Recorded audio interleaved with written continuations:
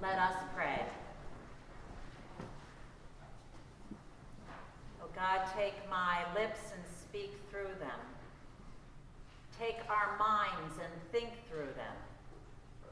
Take our hearts and set them on fire for you. Amen. Encourage one another and build up each other, as indeed you are doing. It's the very earliest days of the Jesus movement when Paul writes those words in a letter to the people of Thessalonica, Greece. The second largest city in Greece, located up in Macedonia in the north.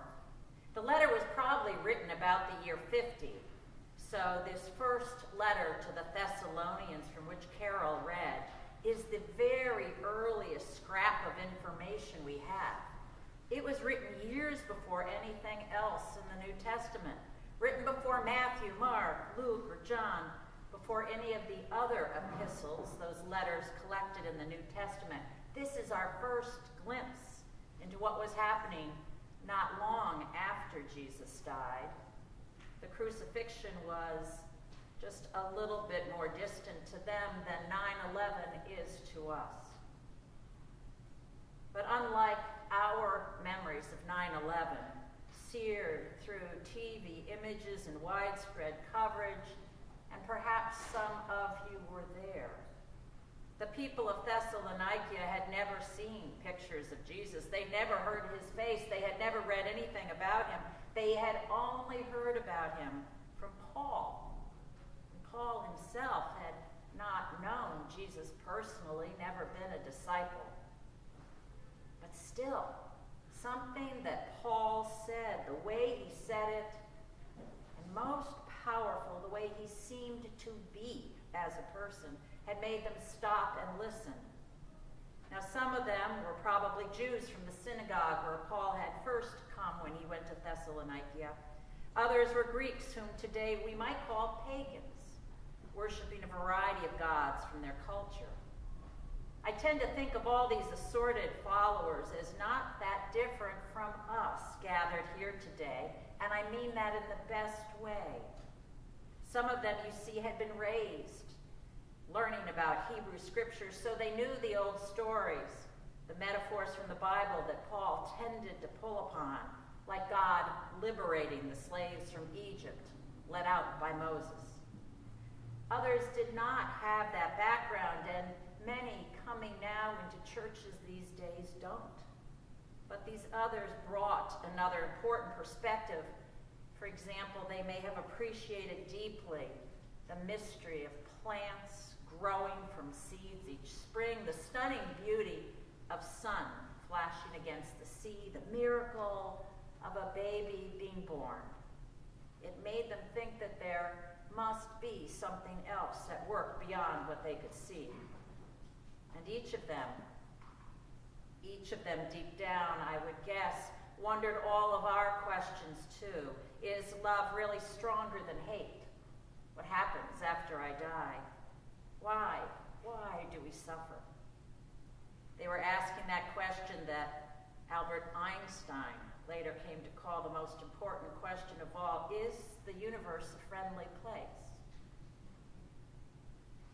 They probably weren't so different from any group of believers and doubters, skeptics and seekers, all of whom you know are welcome here at King's Chapel.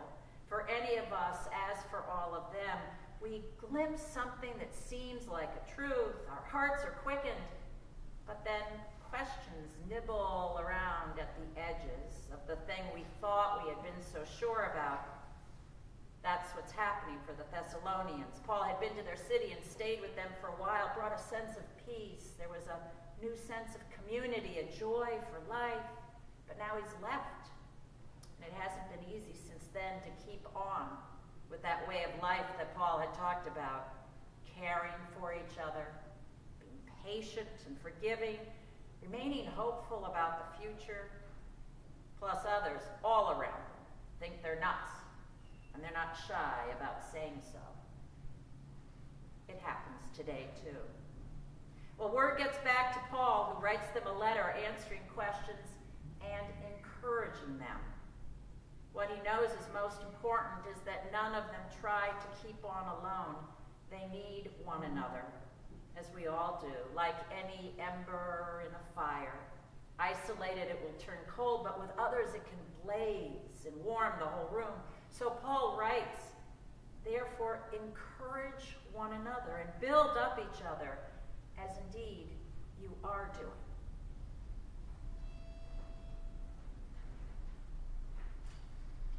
Therefore, encourage one another and build up each other, as indeed you are doing. Therefore, encourage one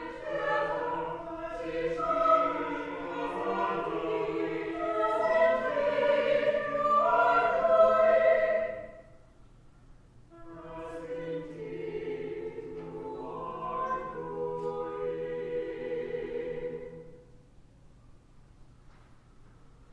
Our English word, encourage, comes from Old French, cœur, meaning heart. The word from which we get courage, being strong of heart. And the prefix en means in. So to encourage means to put heart into another, courage into them. To discourage would mean to take courage of heart away. Encourage one another, give each other heart and strength, says Paul. I think that's probably the best way to describe what's happening for some of us in the spiritual autobiography class going on now. There's a little group giving each other heart and strength. It's not that way for everyone I know. But around the room, as I look at the faces gathered, I see it and I hear it and I feel it.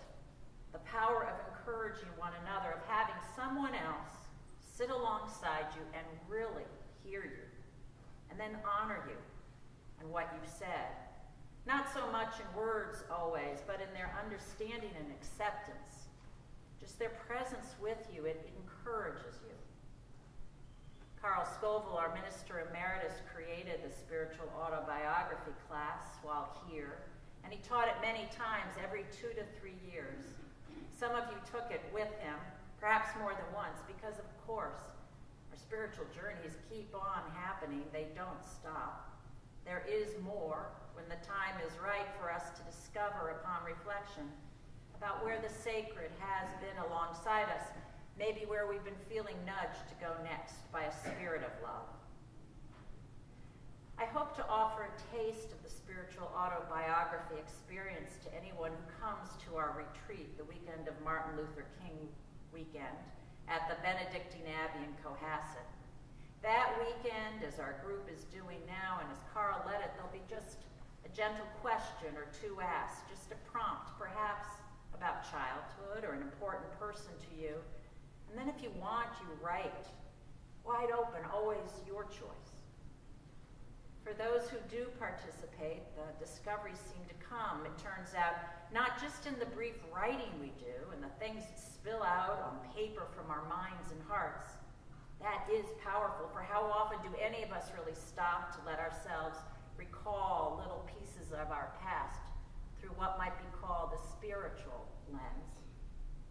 But the discoveries actually deepen further or take on another layer of meaning for those who choose to then read them out loud to the little band of classmates. No one ever needs to share, but when we do, insights can deepen because the class, if it works, has become a place of trust and encouragement, as many small group experiences can be. For this class, the ground rules say that no one should respond to what's read in ways that we're normally taught to respond, not to offer our own brilliant solutions to fix the problem stated, or to seek to improve the situation.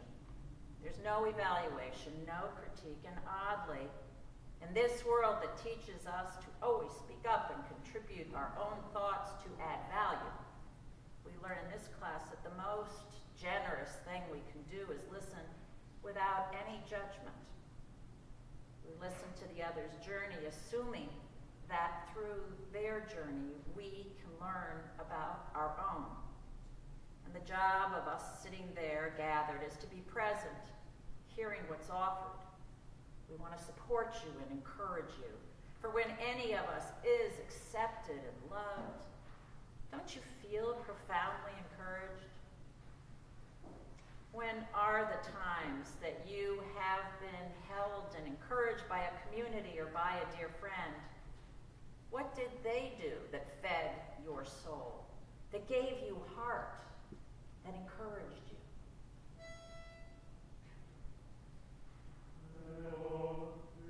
Encourage one another and build up each other. As indeed you are doing, as indeed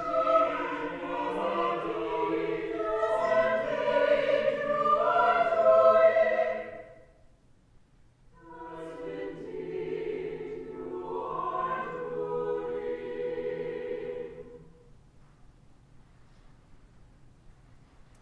My hope for us as a church community is just what Paul said and the choir sang so beautifully, that we will encourage one another and build up each other, as indeed you are doing, because what we do here is the work of all of us. We're on this journey together, as I keep saying. Our life at King's Chapel depends on us all, not just on a set of leaders. That's what Moses and the people had to be told by Moses' father-in-law, Jethro. Yes, Moses, I'm thrilled for you and your people about all the great things God is doing in your midst. But what the heck are you doing trying to be judge alone? Not only will you exhaust yourself, but you'll exhaust the people, making them wait and wait and wait, as if that's all they're capable of doing. So a huge transformation began. Think of it. The Hebrew people had only recently been slaves with no rights and no choices. And now they are being told that they can be judges, wise enough to make choices, which others will accept and be willing to follow. Imagine a people who hasn't had trustworthy overlords, learning to become trustworthy themselves. You see, it's the twin struggle to the other one that we know they've already been having out there in the desert, learning to trust God too. Because I think that learning to trust God and learning to trust ourselves and learning to trust others are always related. The Hebrew people have been out in the desert vacillating between fear and trust, as we all do. And the stories we've been reading this fall, and the sermons we've been preaching, the people fear being weak and unarmed against Pharaoh's troops. They feared being pinned pitifully against the Red Sea. They feared being hungry. They feared being thirsty in the barren desert. But God keeps showing up. And they discover that what they need is there and available to them, a way through rough waters where none seem possible. Manna enough to eat and water enough to drink. Slowly, slowly, just as it is for all of us, an enslaved people who had known no trustworthy leaders has begun to learn in the desert that the divine is trustworthy, meeting their deepest needs. And now they're learning that they themselves may be trustworthy too. Trusting God and trusting one another are always related. I wonder, how can you grow in even greater trust toward others? What would it take? How can we here at King's Chapel grow in trust of one another? Maybe, as with the Moses story, it will involve sharing our responsibilities more widely, because all of us are needed. Some of you need to ask others for help more, trusting that they'll come through. Others of you may need just the opposite, to be the one offering to help more often. I'm not sure, but I trust that you and God know. Now consider this. If you're a leader here already, can you invite one other person in to share the load with you? Maybe ask someone today and encourage them. And if you aren't so involved now, can you trust yourself and others enough to volunteer? In between Sundays each week, we give you ideas. To be specific, we do need people to bring food for coffee hour in January. We do need people to donate flowers in December. We do need someone to be a backup volunteer to work in our nursery for the littlest ones. When our paid person can't be there, it's how we keep faith with our families. And today we couldn't. Come to Advent Quiet Day, perhaps, to be with others in a small group. Attend the Blue Christmas service for those of us who are sorrowing during what seems like such a joyful season. Or maybe you would decide in Advent to encourage all of us by just being present in the pews each Sunday in that season, praying with us. It actually does give great encouragement to us, and hopefully will encourage you too. Possibly you can become the encourager in other ways, because if your time is too short, maybe by giving more money than you had planned, or to support others' hard work, or by sending an email of appreciation to one of your other church members who's doing much. And for all of us, let us together carefully consider the ideas in that narrative budget, and then come and offer your thoughts because we value them. You'll get it this week, both in the postal mail and on an email. A vision that we hope is what we as a church can do in the future, offering what we have to those outside our walls now who also need more encouragement. Encouragement of the kind that this place and a God of love can give. Whatever it is, you will know best. Pray on it, and I trust you'll find some way to encourage one another, to receive encouragement, to build up each other as indeed you are doing. Oh, and in that, I always rejoice.